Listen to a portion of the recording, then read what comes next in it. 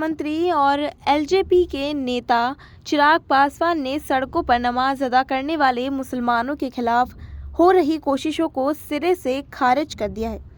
चिराग ने कहा कि ये बेकार का विषय है।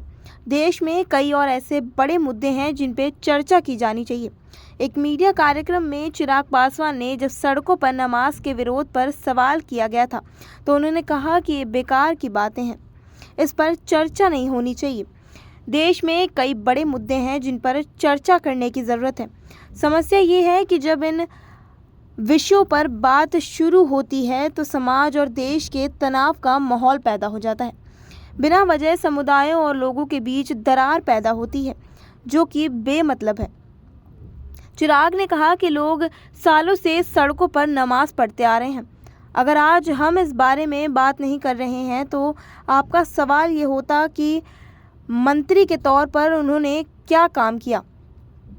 अब ये बातें सेकेंडरी हो गई हैं। जब उनसे कहा गया कि उनकी सहयोगी पार्टी बीजेपी के लोग भी इस बारे में बात कर रहे हैं तो इस पर चिराग ने कहा कि वह इससे सहमत नहीं है। चिराग ने कहा कि 21वीं सदी के शिक्षित युवा हैं, इसलिए धार्मिक मामले में हस्तक्षेप नहीं करनी चाहिए।